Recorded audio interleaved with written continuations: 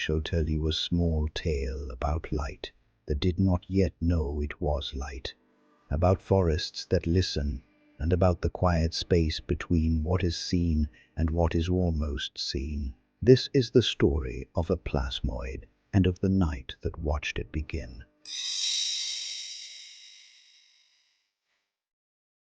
Boog'si saw the plasmoid clearly for the first time.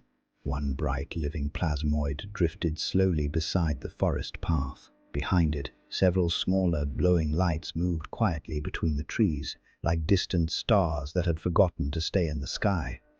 Boog'si said nothing. She watched the light and listened to the forest breathing around them. For sometimes the world shows itself before it explains why it has come. The mountain stood very still in the night. Boog'si felt something, not a sound, not a movement, but the feeling that the earth was listening from somewhere deep beneath the stone. The plasmoid drifted slowly among the small glowing lights, as if it were learning that the forest was larger than the night itself. Boog'si said nothing, for some things wake before they are ready to speak. The forest path grew quieter as Boog'si walked. The small plasmoid drifted closer to the shadow of the mountain, and the smaller lights followed like silent thoughts that had not yet decided where they belonged. Deep below the valley, in the long, dark memory of stone, something turned slowly, not awake enough to speak, not asleep enough to forget.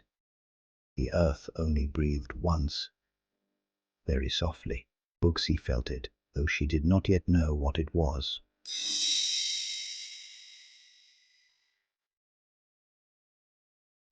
From under the stone came a voice that was not a voice.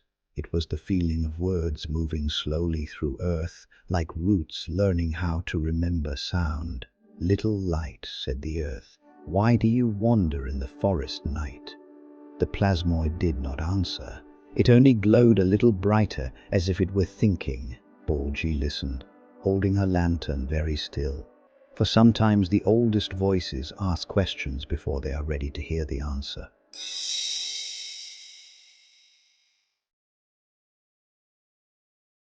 Boog'si sat quietly beside the old troll's stone.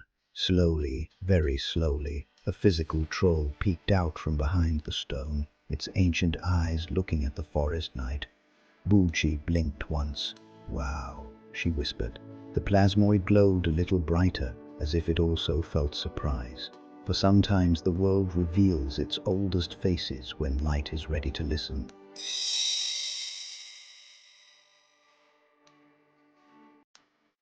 The troll behind the stone moved very slowly, not like an animal, not like a creature that was in a hurry.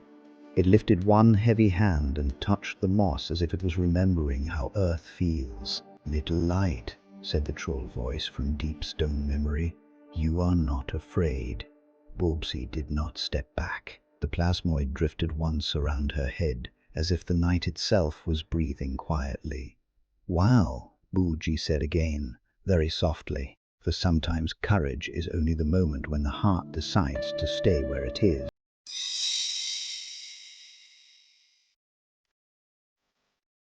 Boog'si sat beside the old troll. The troll's heavy hand rested quietly on the moss. The blue plasmoid drifted slowly between them, glowing like a small living thought. "Little light," said the troll, "the forest does not keep you here." Boog'si listened. "I think it is learning how to be light," she said. The plasmoid pulsed once, softly, as if agreeing. The night was very patient, for sometimes understanding grows when nothing moves.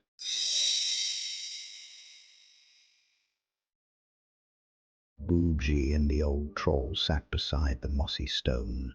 They both turned quietly to look toward the mountain behind them, for something was beginning to move deep inside the earth. The troll's heavy hand rested still on the ground. The blue plasmoid drifted slowly between Boog'si and the night air, its light soft and alive, as if it were also watching the mountain wake. "Little light," said the troll very slowly.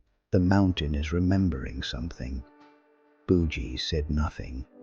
Then night waited, for sometimes the earth speaks first through the feeling of change. To be continued, for the forest is still listening, and the night has more stories to tell before the mountain wakes.